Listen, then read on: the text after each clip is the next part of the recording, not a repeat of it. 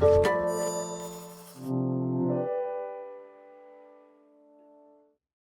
following podcast is part of a certified educational activity titled Strengthening the Immunotherapy Paradigm in Biliary Tract Cancer, Standardizing Team-Based Strategies with Immune Checkpoint Inhibitors in Advanced Disease.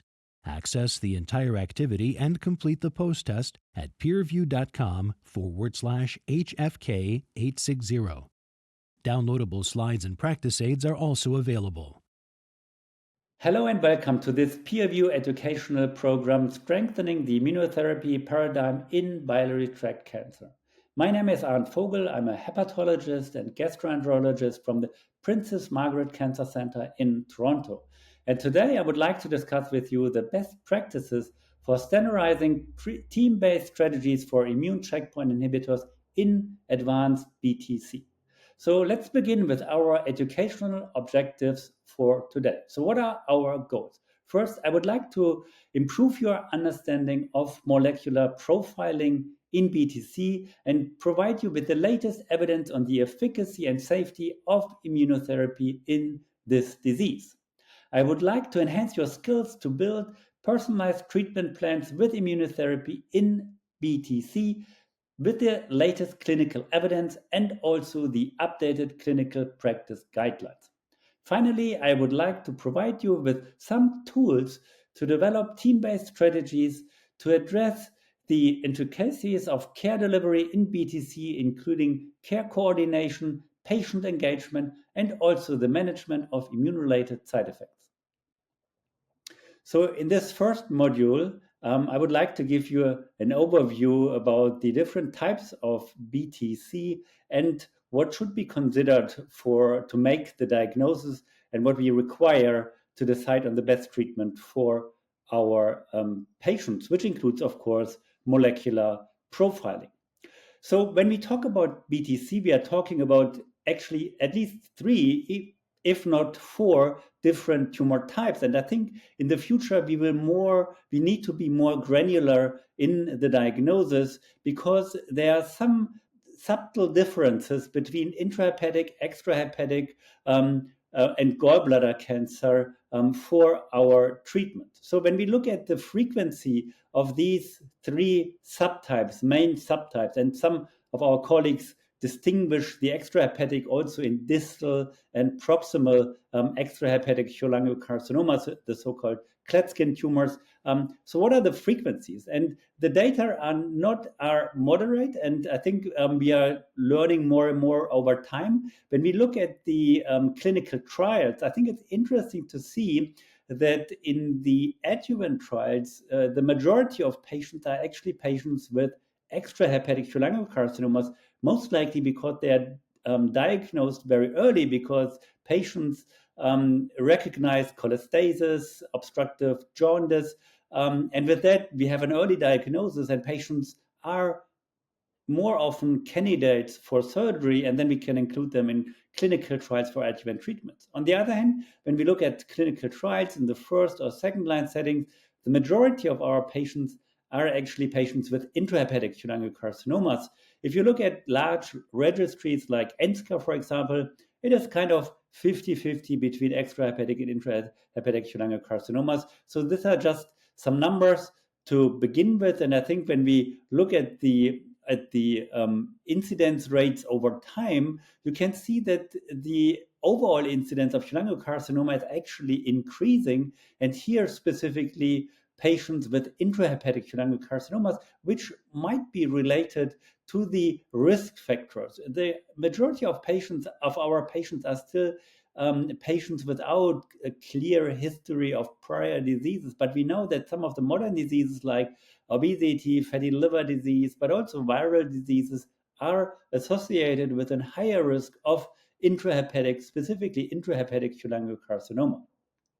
When we look at outcome, what is the impact on the prognosis of patients with specifically intrahepatic versus extrahepatic? It appears that patients with extrahepatic cholangiocarcinoma have a slightly better prognosis compared to those with intrahepatic cholangiocarcinomas. However, the prognosis is still dismal for both types of cancer.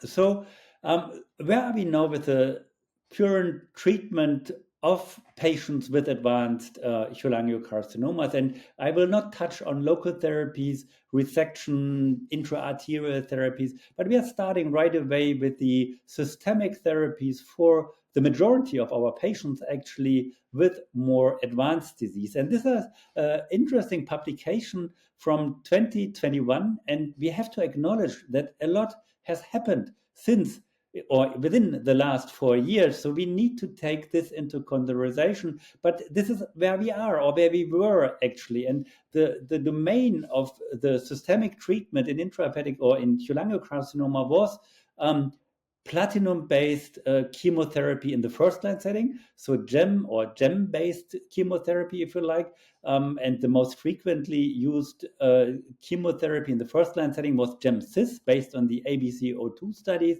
If you have contraindications against cisplatin, some of our colleagues used oxaliplatin or carboplatin, and then the majority of patients that are treated in the second-line setting are actually treated with FOLFOX or FOLFIRI. But I think we have to acknowledge that not even half of our patients really made it to second line, and this is even worse when we look at third-line treatment. And you can only see not even 20% of our patients really made it to the third-line setting. So again, highlighting the dismal prognosis of patients for these patients with advanced disease. Yeah, and this was the easy way to treat cholangiocarcinoma. And now it's getting really far more complicated because we have really seen some positive data which led to the approval of targeted therapies and in immunotherapies in BTC. And when we look at the most frequent genetic alterations in BTC, you can see that there are some differences between extrahepatic and intrahepatic cholangiocarcinoma. In intrahepatic cholangiocarcinoma, the most frequent alterations are IDH1 mutations and FGFR2 fusions, which are hardly found in extrahepatic cholangiocarcinoma or gallbladder cancer. In contrast, in extrahepatic cholangiocarcinoma, we find more frequently p53 mutation, KRAS mutation, and CDKN2A deletion. So broad molecular profiling is really essential in BTC because we have a lot of alterations for which we have already today targeted therapies available, which can be used in the second or third line setting. And here you can see an overview about the drugs that have been tested actually in BTC. And you can see in some of the genetic alterations, like, for example, FGFR2 fusions or HER2 alterations, we have really a couple of drugs available that can be used in BTC. Therefore, molecular testing is important for this tumor type. In terms of biomarkers for immunotherapies, unfortunately, we do not have so many biomarkers. TMB high, MSI are probably the two most important biomarkers we can rely on. And also in BTC, we know that only a minority of patients is actually TMB high, and around only 5% of patients are considered as TMB high in BTC, which is quite low compared to some other tumor types such as lung cancer or melanoma. When we look at the different locations again, as I have highlighted before, we do see some of these alterations more frequently in one or the other locations. This is important to keep in mind. However, I think when we use really a broad panel which covers all of these alterations, it's not that important. But it's important that you need to keep in mind when you order molecular profiling in BTC that you consider what is your tumor type. And if it's intrahepatic, you need to make sure that it covers IDH1 mutations and FGFR2 fusions. So coming back to molecular profiling for IO biomarkers, one additional biomarker would be MSI, also frequency quite low in BTC. And there are different tests how we can address or analyze MSI status in BTC. One is, and in other tumor types, of course. One is PCR, which is a functional test where we really look at the DNA repair defect. We look at these small microsatellites, and we can basically determine whether the tumor is microsatellite stable or unstable. On the other hand, when we use immunohistochemistry, we can directly look at the expression of the proteins that are involved in DNA damage repair. And the third approach would be NGS profiling, where we can look at the genetic alterations in the specific proteins, which then may lead to loss of expression and then the functional outcome detected in the PCR test. So 3 different methods which are complementary. At least one of them should be used. Sometimes it's kind of tricky. You may want to use 2 or all 3 of them. So when we now look at the treatment paradigm in BTC, it has changed from the real-world data I've shown you in my initial slides. We have now a new standard of care, which is durvalumab or pembrolizumab in combination with gemcitabine and cisplatin in the first-line setting. Of course, for patients with MSI, we have a specific recommendation to use immunotherapy, and we can discuss whether we should use it alone or in combination with chemotherapy. If patients are intolerant to some of the chemotherapies, we may want to use some other drugs like oxaliplatin or carboplatin, as I've mentioned before. In the second-line setting, NCCN guideline recommends FOLFOX based on the ABC06 study, or FOLFIRI, which is also in many Western countries quite frequently used. The ESMO guideline needs to be updated, and we are in the process of the update. Also here, we recommend ICI combined or gemcitabine cisplatin combination therapy with immune checkpoint inhibitors. In the old guideline, it was only durvalumab. Now, with the approval of pembrolizumab, this will be included. And then we have all these targeted therapies in the second-line setting. So now I would like to give you an example. This is a patient, Jonathan, 67 years old, typical presentation with a little bit abdominal pain, nausea, itchiness, most likely due to obstructive cholestasis.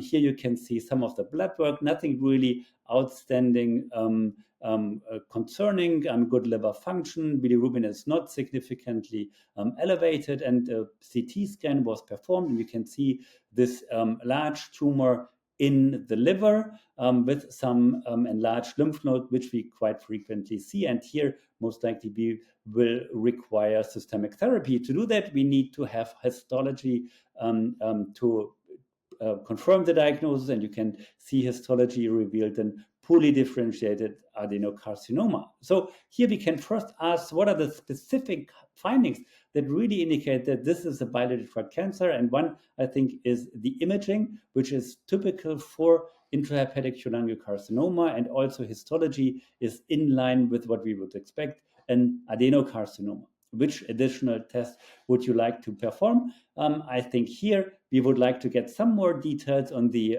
histology. And of course, as I have highlighted before, we should perform NGS profiling. And with this, I would like to move on to the next module. In this second module, I would like to discuss with you the integration of immunotherapy in BTC first-line therapy and give you an overview of the latest evidence. And again, coming back to our case, Jonathan, he's a 67-year-old patient with who presented with an intrahepatic cholangiocarcinoma. He had some enlarged lymph nodes, so he is a candidate for systemic therapy. His histology confirmed an adenocarcinoma, and if you look at the immunohistochemistry staining, you can see that this is in line with what we would expect for an cholangiocarcinoma. So the tumor is positive for CK7 and negative for CDX X2, CDK20, and P63. So I think we are very confident that this is a cholangiocarcinoma. He also received some NGS profiling, and the analysis revealed a P53 mutation in the CDK2A deletion, which we also see quite frequently in cholangiocarcinoma. The patient is overall in an acceptable echo performance status. And the question is now, how should we best treat this patient? And I would like to review with you the latest evidence for first-line treatment in BTC. And I've already indicated before that we have really seen major changes in the past in the treatment of cholangiocarcinoma, and specifically immunotherapies are now a cornerstone of systemic therapy in BTC. There are a couple of checkpoints available. The one that we are using in most GI cancers at the moment are directed against PD-1 and PD-L1, and the same is actually true for cholangiocarcinomas. But I'm sure that in the future we will also see more clinical trials for other checkpoints and also with the bispecific antibodies. And I think there are really more very interesting data to come in the near future. But where are we today? And I think there are two important studies that need to be highlighted. One is the TOPAZ study. This was the first positive phase 3 studies in BTC showing the efficacy of an immune checkpoint inhibitor in this disease. In the study, gemcitabine cisplatin was a chemotherapy backbone, and patients received placebo or durvalumab, and it's important to highlight patients were treated for 6 months or up to 8 cycles, and then they received a monotherapy with durvalumab or placebo. So chemotherapy was stopped as in the ABC02 study. When we now look at the outcome, and we have seen a lot of updates in the past, and these are the latest 3-year overall survival data, we have seen a significant improvement in overall survival. The curves separate after around 3 to 6 months, and then they are really nicely separated over time. And when we look at the 1, 2, and 3 years survival, today we can see a significant and clear and clinically meaningful improvement over placebo. And with these data, durvalumab was rapidly implemented in our clinical care, and it's hard to see today a patient that does not receive an immune checkpoint inhibitor in the first-line setting if he does not have any contraindications. So when we look at the subgroup analyses of the TOPAZ study, you can see that basically all subgroups favor the experimental arm, and there are really no subgroups that are really outstanding, providing evidence either supporting or against the use of checkpoint inhibitors in the first-line setting. So at the moment, keeping in mind that the subgroups are really getting small for some of these analyses, I think we can broadly recommend checkpoint inhibitors in first-line BTC. When we look at response, which can also be a meaningful efficacy outcome in the first-line setting, we do see an improvement with durvalumab compared to placebo, 26% compared to 18 months. And we also see an improvement of the duration of response, and we do see some patients with long-term responses when they receive durvalumab as part of their first-line treatment. Of course, when we talk about efficacy, we also need to talk about side effects. And when you here look at the side effect profile, and there are a lot of data, but I think the take-home message here is that if we add durvalumab, we do not add so much toxicity. And the numbers of treatment-related AEs, more severe AEs, are very similar between the experimental arm and the control arm, indicating that the checkpoint inhibitor does not really add too much additional toxicity. One exception could be, of course, immune-related side effects. If you add in checkpoint inhibitors, you would expect to see more immune-related side effects, and this is indeed the case here. 12% compared to 4%, so a slight increase for these side effects related to the mechanism of action. So coming now to the second positive phase 3 study in BTC, the Keynote 966 study, very similar study compared to TOPAZ, but some subtle differences. One is, of course, durvalumab was not used in the experimental arm, but pembrolizumab, and patients were allowed to continue with gemcitabine after the 8 cycles or the 6 months, which was in contrast to the TOPAZ studies. And the Keynote study is slightly larger than the TOPAZ study, so more than 1,000 patients were included. Similar to the TOPAZ study, we observed a significant benefit in overall survival. In the experimental arm, the outcome was very similar compared to the TOPAZ study, so it's really hard to argue which of the two drugs or if there is any difference between the two drugs. Curves are separating a little bit earlier in the keynote studies. In contrast, in the TOPA studies, the curves remain more separated over time. I think these are academic differences, and overall, I think both studies together support the use of checkpoint inhibitors in BTC, and this should be the standard of care today for patients in the first-line setting. Again, when we look at subgroups, you can see that the majority of subgroups are in favor of the experimental arm.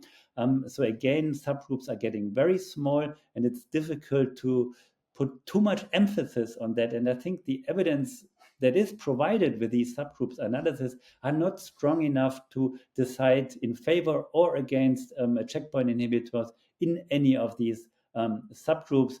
Again, wide overlapping confidence intervals, as you can see here, similar as I have shown you for the TOPAZ study. Again, coming to toxicity, same picture as with the TOPAZ study. The numbers are not really changing much between the experimental arm and the control arm.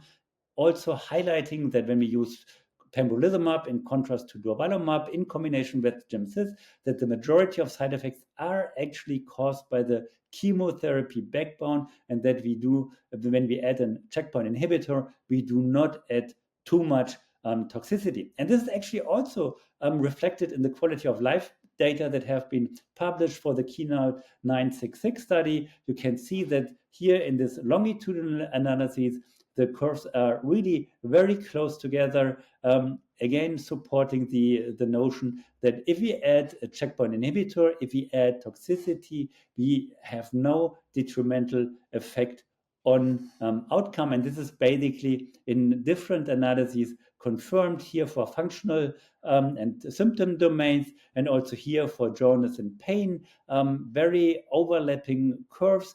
In pain, interesting to see that initially we do see an improvement with both in the control arm with placebo, pembrolizumab, so in the experimental and control arm, and then over time, most likely as a reflection of tumor progression, we do see again a worsening of pain. But again, no detrimental effect by adding the checkpoint inhibitor.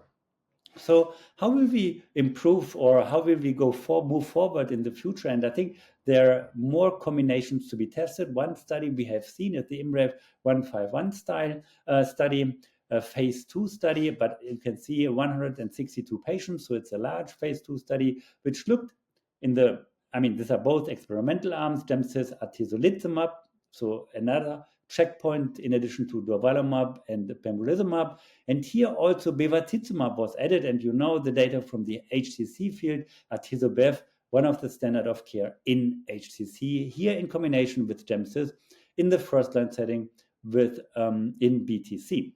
And you can see that we do see as like a better outcome for the atezobev arm compared to the atezo mono arm. So there's, when you look at the hazard ratio, 0.76 is in favor of the quadruple therapy compared to the triplet, indicating that when we add more drugs, we may also be able to see more efficacy. Okay, so how should we treat this patient? I think he's certainly fit enough and a good candidate for immunotherapy. So our standard approach would be here, gemcitabine and cisplatin-based chemotherapy plus durvalumab or pembrolizumab. And we need to decide which one of both should we use. Both are approved today. And I think, and I've highlighted in my talk, I think the efficacy and the side effect profile for both drugs and combination are very similar. So it's hard to decide based on the evidence we have in favor of one of the antibodies.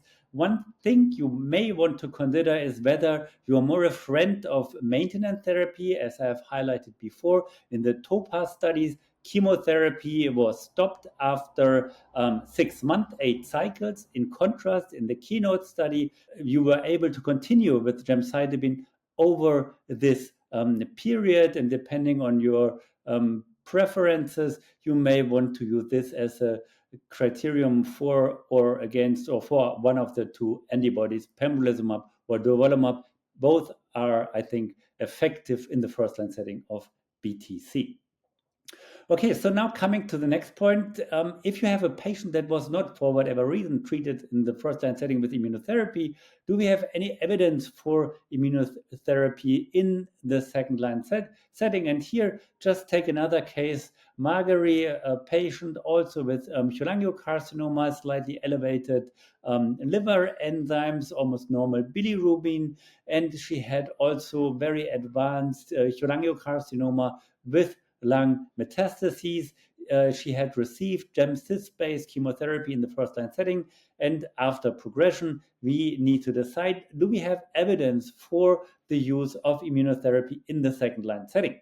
And when we look at the data that have been published, and we have seen some very good data from for pembrolizumab from the Keynote 158 study, we have to acknowledge that the response rate for monoimmunotherapy is not overwhelming in BTC, which is in line with what I have said you in the first module. There are not so many biomarkers for immunotherapies, not so many patients which are either MSI or TMB high. So it's more a cold tumor. Yeah, and with that we have only single-digit response rate for immunotherapy in the second-line setting.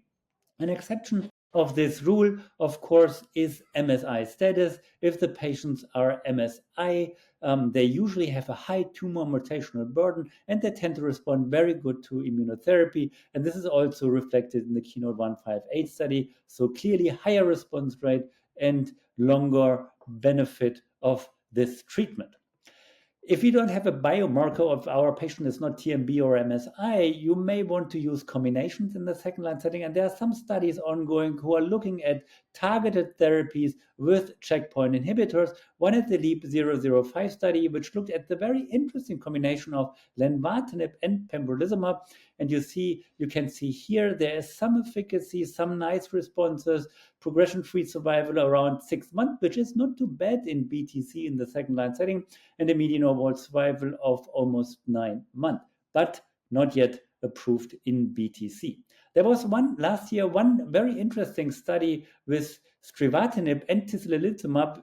You can see it's an Asian study which looked at this combination in the second-line setting. And interestingly enough, some of the patients have been treated with immunotherapy in the first-line setting, and there was a strong translational program included in the study. Again, here there were some nice responses with this combination in the second-line setting, and interestingly enough, independent on whether the patient was pre-treated with a checkpoint inhibitor or not. And these responses were also translated in a good progression-free survival and overall survival. You can see we are around 5 to 6 months progression-free survival, and overall survival is getting close to 1 year. Again, for BTC, these numbers are not too bad, suggesting that maybe these combinations of a TKI and a checkpoint inhibitor would be worthwhile to pursue in BTC. And there was a translational program included in this study, and they identified a subgroup that really derived a strong benefit from this immunotherapy in the second-line setting. And this were patients with a DNA damage repair defect here with HRD deficiency. And you can see those patients, only a few patients, but they had really an exceptional good progression-free survival and overall survival, which I think is in line with some of the data we have not only seen in BTC, but also in pancreatic cancer, that patients with BRCA mutations tend to respond better to immunotherapy, and this was also reflected in the study. So maybe we are moving in the direction of biomarkers for immunotherapy in BTC, and this could be a first step. And you can see there are a couple of studies ongoing with immunotherapy, not only monotherapy, but also new drugs like bispecific antibodies and interesting combinations with targeted therapies with checkpoint inhibitors. And I'm very sure that there's more to come in the future. So coming back to our case, she was treated with gem-cis, not very good, not responding very well. And interestingly enough, the additional analysis revealed that the patient is MSI. And I think this is a very important information, and again highlight that NGS profiling and molecular profiling is really essential. If you're looking for these patients, you will find them. And there are some patients that are MSI. And I think if you ask yourself, so how would you approach such a patient? Of course, this would be definitely a candidate for immunotherapy. You have seen the evidence from the Keynote 158 study, and this would certainly be a patient I would treat with pembrolizumab in the second-line setting. Thank you very much. Okay, so in this last module 3, I would like to discuss with you very briefly on things to consider when you are using immunotherapy in BTC and what kind of side effects you would need to affect and how you could manage them in daily clinical practice. So coming back to our case we discussed in module 1 and 2, Jonathan Case, patient with intrahepatic cholangiocarcinoma, metastases to the lymph nodes, histology in line with and molecular profiling in line with an intrahepatic cholangiocarcinoma, and he was actually treated with gemcitabine and pembrolizumab.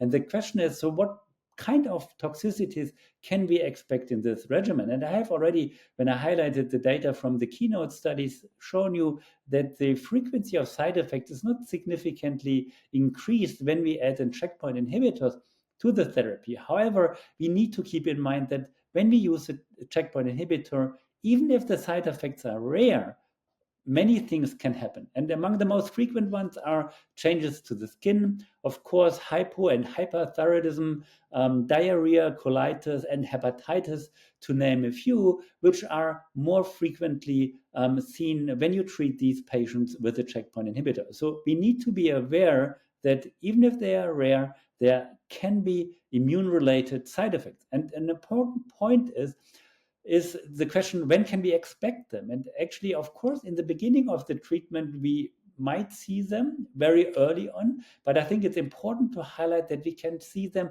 anytime on treatment. So we always need to be aware that these side effects can occur, and we really need to closely monitor these side effects in order to manage these side effects if they occur. So how should we treat these side effects? Of course, we need to distinguish, do we have grade 1, 2, 3, 4 side effects? These milder side effects, grade 1, sometimes they do not require an intervention, but when we are getting to grade 2, we of course need to consider to stop treatment, might be based on a patient-to-patient basis. And then if you are moving to grade 3 or 4 side effects, we need to be more active. And then sometimes timing is important. So when we have more severe side effects, we should stop immunotherapy, of course, to not aggravate the course of the of these patients. And then if they are latest grade 3, we should use immunosuppressive therapy. Our first line treatment would be steroids.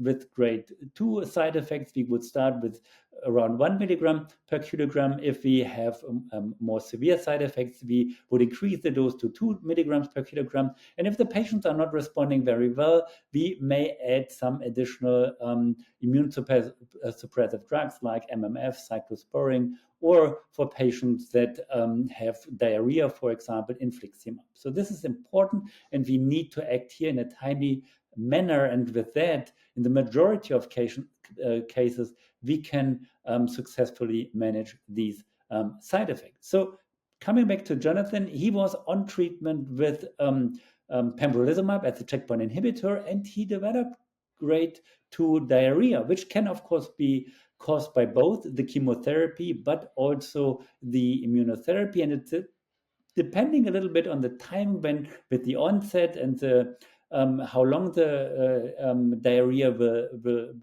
go on, whether this is related to the chemo or to the checkpoint inhibitor. And if it's specifically when it's longer ongoing and not directly to the treatment with gemcitabine, of course, we need to think about immune-related side effects. And here again, how would we best manage it? We would pause treatment, we would use steroid, and in case of diarrhea, we may want to use infliximab, which has been successfully used to treat these patients with checkpoint inhibitor-induced immunotherapy. So in conclusion, I hope I could convince you that the addition of a checkpoint inhibitor, gemcitabine-based chemotherapy is the new standard of care in BTC. I think we have seen 2 positive phase 3 studies providing the required evidence, Topaz and Keynote. And I think this is important to highlight because we have not seen so many positive phase 3 studies in BTC. In addition to that, we have to highlight that BTC is a very heterogeneous disease, but there are a couple of druggable alterations for which we have already today a number of targeted therapies available. So broad molecular profiling is clearly indicated and required in this disease. And we can, in the majority, not in the majority, but in around 40 to 50% of patients, we can use targeted therapies in the second-line setting. We do not have really a lot of biomarkers to select patients for immunotherapy. Two could be highlighted, TMB high and MSI. They are both very rare in BTC, but if you look for them, you will find them eventually. And these are definitely patients that should be treated with immunotherapy. But again, I think standard of care today, Gemcis and Durva or pembrolizumab anyway, as of today.